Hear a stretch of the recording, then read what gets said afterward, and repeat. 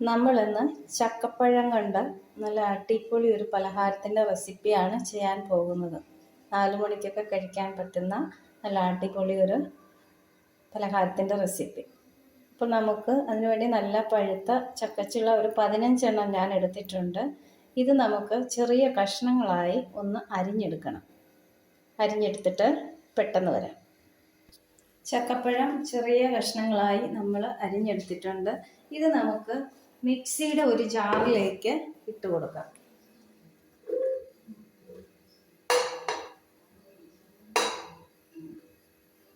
നമ്മൾ വേവിക്കാനൊക്കെ അരിയുമല്ലോ, അതുപോലെ ചെറിയ കഷ്ണങ്ങളാക്കിയാണ് അരിഞ്ഞെടുത്തിട്ടുള്ളത്.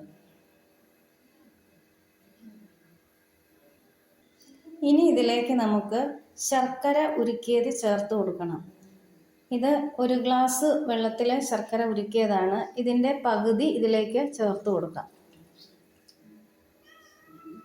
പകുതിയോളം ചേർത്ത് കൊടുത്തിട്ടുണ്ട്. ഇത് നല്ല ഭംഗിയായിട്ടൊന്ന് അടിച്ചെടുക്കാം. നല്ല ഫൈനായിട്ട് അരച്ചെടുത്തിട്ടുണ്ട്. ഇനി ഇതിലേക്ക് നമുക്ക് കുറച്ച് തേങ്ങയും വറുത്ത അരിപ്പൊടിയും ചേർക്കണം. 1 കപ്പ് തേങ്ങയുണ്ട്. ഇത് ഇതിലേക്ക് ചേർത്ത് കൊടുക്കാം.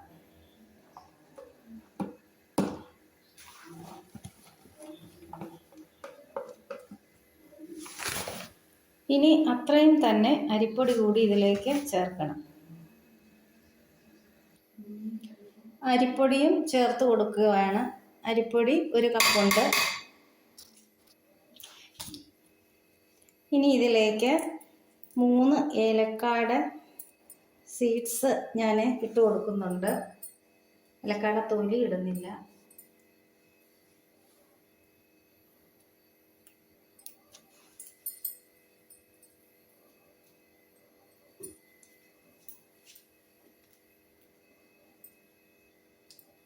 ഏലക്കായിൽ ഈ മരുന്നൊക്കെ തളിച്ച് വരുന്നതുകൊണ്ടാണ് തൊലി ഇടാത്തത്.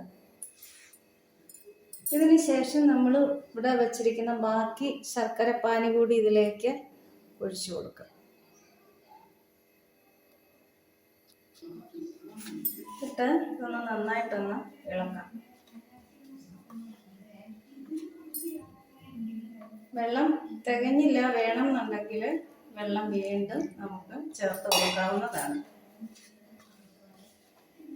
ഇനി ഇത് ഒന്നുകൂടി അടിച്ചെടുത്തിട്ട് വരാം. നമ്മളൊരു പാത്രത്തിലേക്ക് ഒഴിച്ചു കൊടുത്തിട്ടുണ്ട്.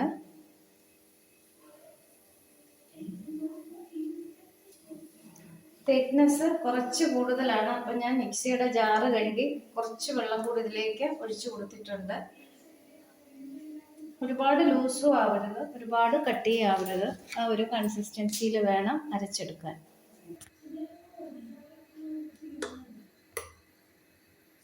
ഈ ഒരു രീതിയിൽ വേണം മാവ് ഇരിക്കാൻ. ഇനി നമുക്ക് ഒരു ഇഡ്ഡലിപ്പാത്രം സ്റ്റൗവിലേക്ക് വെച്ച് തീ കത്തിക്കാം. നമ്മൾ ഇഡ്ഡലിപ്പാത്രം സ്റ്റീം ചെയ്യാനായിട്ട് വെച്ചിട്ടുണ്ട്. ഇനി നമുക്ക് ഒരു പ്ലേറ്റിൽ എണ്ണ തേച്ച് എടുക്കാം. ഞാൻ നെയ്യാണ് തേച്ച് കൊടുക്കുന്നത്.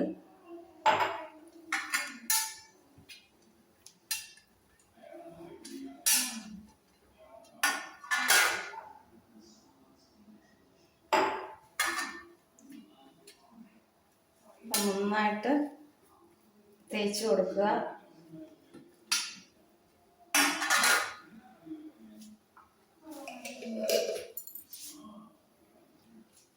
നമുക്ക് ഉടനെ തന്നെ മാവ് ഒഴിച്ചു കൊടുക്കാവുന്നതാണ്.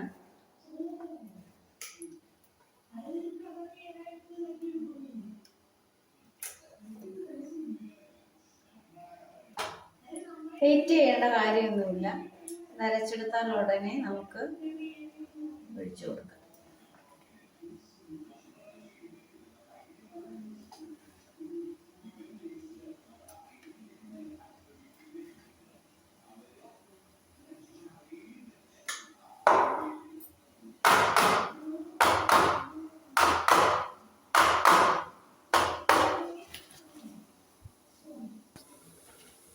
ഇഡ്ഡലി പാത്രത്തിൽ നിന്ന് ആവി വന്നിട്ടുണ്ട്. നമുക്കിത് സ്റ്റൗവിലേക്ക് വെച്ച് കൊടുക്കാം.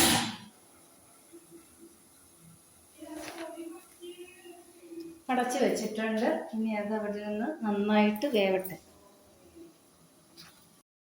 നട്ട്സോ കിസ്മിസോ അങ്ങനെ എന്ത് വേണമെങ്കിലും ചേർത്ത് ഉണ്ടാക്കാം.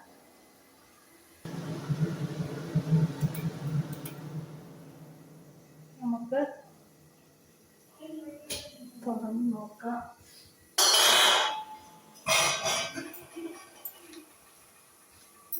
വെന്തോന്ന് എന്തെങ്കിലും കൊണ്ടൊന്ന് കുത്തി നോക്കണം. ഇനി ഇതൊന്ന് തണുക്കുന്നത് വരെ നമുക്ക് വെയിറ്റ് ചെയ്യാം. നന്നായിട്ട് തണുത്തെങ്കിൽ മാത്രമേ ഇത് മുറിച്ചെടുക്കാൻ പാടുള്ളൂ.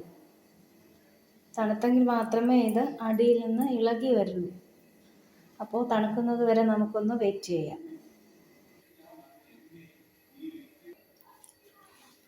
അപ്പോൾ ഇതിൻ്റെ റെസിപ്പി എല്ലാവരും ഈ വീഡിയോ കണ്ടിട്ടൊന്ന് ചെയ്ത് നോക്കണം. ഇഷ്ടപ്പെട്ടെങ്കിൽ എല്ലാവരും ലൈക്ക് ചെയ്യണം, ഷെയർ ചെയ്യണം, കമൻറ്റ് ചെയ്യണം. അടുത്ത നല്ല ഒരു വീഡിയോയുമായി ഉടനെ വരുന്നതായിരിക്കും. Thank you.